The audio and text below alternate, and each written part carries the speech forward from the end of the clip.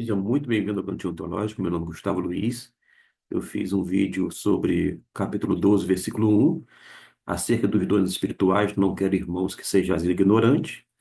E a gente observou que, à medida que a gente estuda a palavra de Deus, o Espírito Santo vai nos mostrando a verdade para que a gente venha crescer e se tornar cristão maduro.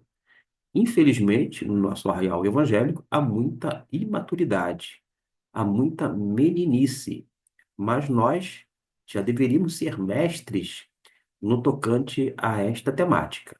Todavia, ainda impera a ignorância em muitos no tocante aos dons espirituais. Vou analisar aqui o versículo 2. Note que nós temos várias versões para nos auxiliar, de modo que você pode pausar o vídeo, verificar cada uma delas, para que possa ter uma compreensão aumentada a respeito da temática.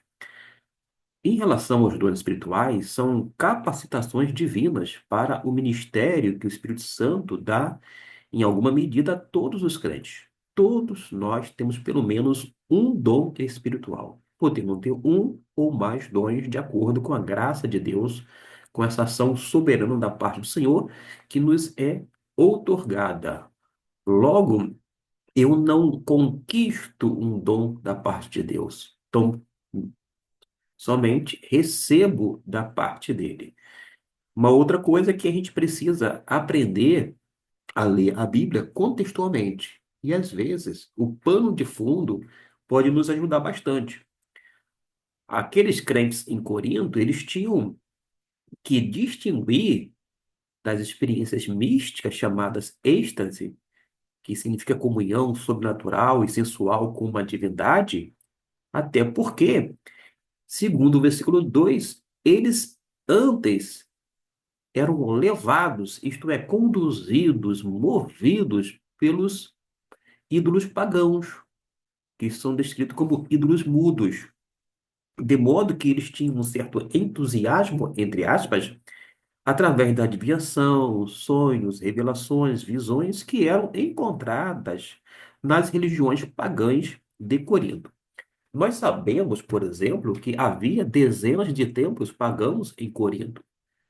Tinha o deus Apolo, a deusa Afrodite, e pasme, no templo da deusa Afrodite, que ficava a cerca de 570 metros acima do nível do mar, na chamada Acrocorinto, havia cultos pagãos, de modo que havia cerca de 1.000 sacerdotisas, hífen, prostitutas, que em ato de culto acabavam tendo práticas cheias de orgias, entre outras coisas.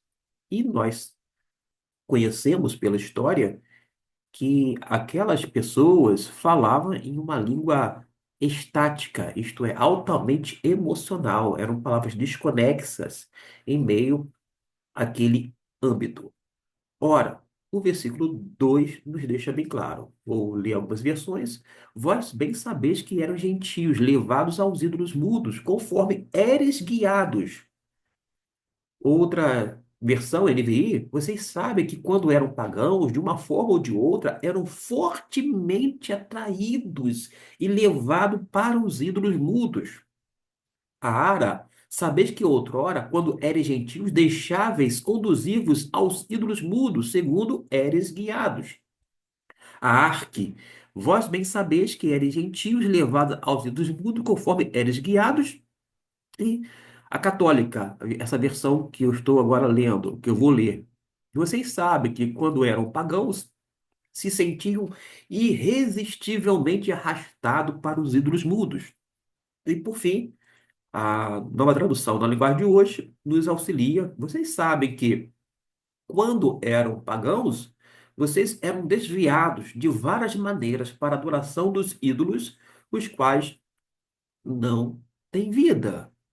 É isto que tem que ficar claro para a gente compreender realmente o que Paulo está dizendo, porque fica claro que os crentes em Corinto tinham muita ignorância no tocante aos dons espirituais.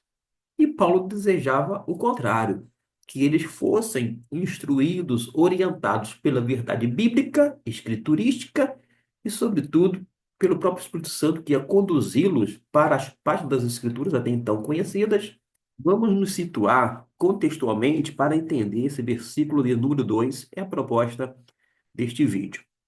A situação em Corinto, meus irmãos, antes de Paulo estabelecer a igreja lá, era de adoração a ídolos e forte envolvimento com a falsa religião de Afrodite. Quando menciona que vós éreis gentios, os gentios aqui está falando de pessoas antes de se tornarem cristãs. Porque nós sabemos que o cristão, ele é membro e faz parte do Israel espiritual, isto é, do povo de Deus. Nós somos parte do povo de Deus, ou somos povo de Deus, por conta dessa adoção através de Jesus Cristo. De modo que, naquele período, a adoração a ídolos era muito comum em Corinto, naquele período do apóstolo Paulo. Na verdade, não era só naquele período, antecedia aquele momento, porque nós temos visto, no decorrer da história, vários depoimentos de pessoas falando em línguas desconexas, não concatenadas em ambientes pagãos. Não é à toa que tem um livro de um certo autor, Gromack, que fala sobre o título Movimento Moderno de Línguas. E ele faz um relato histórico das pessoas que falavam em línguas antes mesmo do cristianismo. De modo que ele diz, de uma forma categórica, o fenômeno de línguas não tem origem no cristianismo. Agora, naturalmente, que ele vai trabalhar qual era o fenômeno bíblico de línguas. Mas ele faz uma distinção do que ocorria muitos anos antes do próprio cristianismo. 1.100 anos antes de Cristo, já há relatos de línguas estáticas no ambiente pagão.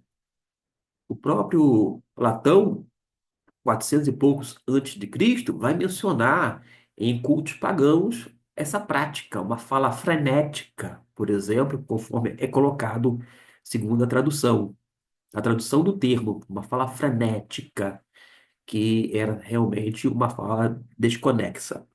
De modo que, incrivelmente, alguns membros da igreja estavam imitando certas práticas dramáticas e, cá entre nós, até bizarras das religiões de mistério nas quais eles estavam envolvidos anteriormente. Talvez você nunca ouviu falar isto, mas naquele momento eles sabiam muito bem. Eles conheciam as suas realidades, os seus contextos.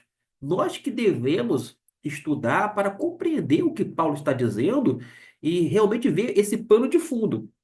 De modo que eles estavam diante daquela cidade onde tinha a prática de êxtase, que era considerada a mais alta expressão da experiência religiosa, e isso dentro da questão relacionada à divindade.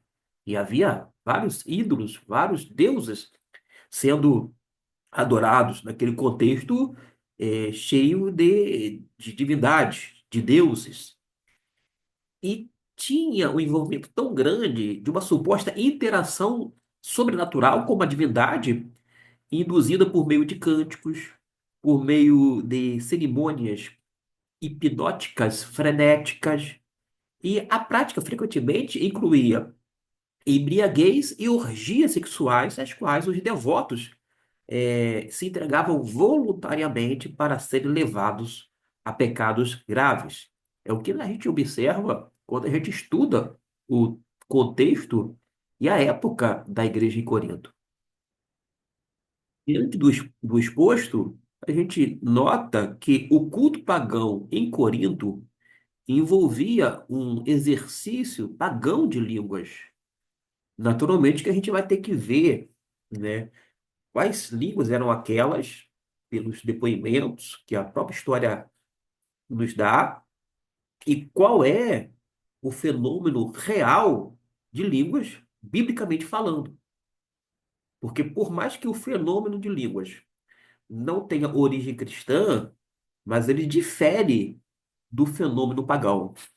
É o que a gente vai notar, por exemplo, nas páginas do Novo Testamento, de uma forma específica no livro de Atos, e quando a gente faz uma avaliação criteriosa, cuidadosa, no tocante aos dons espirituais e até mesmo nesse fenômeno de línguas em 1 Coríntios, capítulo 12.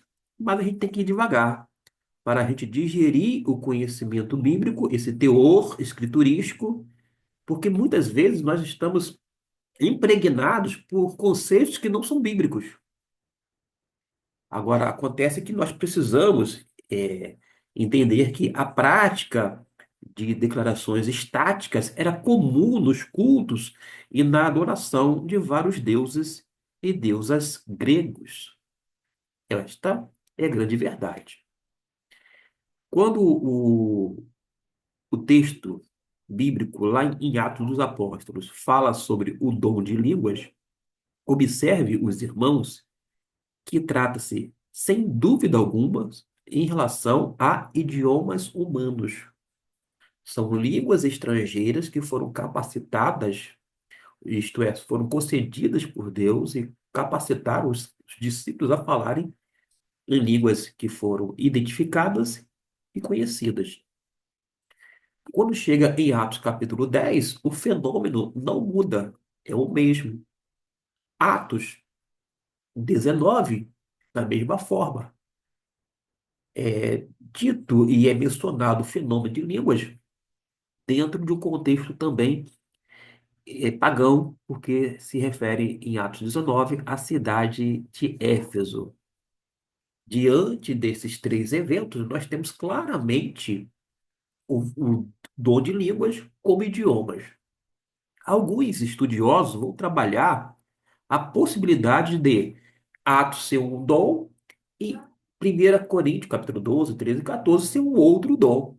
Mas acontece que as pessoas não lhe contaram que quando vai para o versículo 10, deixa eu projetar aqui para vocês, quando menciona variedade de línguas, destaco aqui apenas, vou tentar destacar a variedade de línguas aqui, nesse versículo, a partir do texto grego, não comporta uma língua, digamos, celestial, não se ajusta, não se encaixa uma língua misteriosa, uma língua que ninguém entende, uma língua estática, uma língua desconexa, uma língua sem sentido. Nada desta natureza se encaixa aqui, porque o termo ali, variedade de línguas, indica claramente, quando ele coloca na listagem dos dons, a capacidade de falar várias línguas étnicas, em outras palavras, línguas estrangeiras. Aí a gente precisa entender que o dom não mudou. Agora, o pano de fundo que nós já temos vai nos ajudar a entender o comportamento de alguns crentes, não todos, que eram guiados, eram levados, eram conduzidos pelos ídolos mudos. E certamente eles tiveram resquícios do paganismo e acabaram introduzindo dentro da igreja. Mas o apóstolo Paulo, ele vai trabalhar isto com maestria, apresentando vários argumentos, de modo que aquela prática que não estava condizente com a palavra de Deus cessasse e prevalecesse o verdadeiro dom de línguas. Mas nós vamos ver aos poucos, à medida que nós estudarmos a palavra de Deus.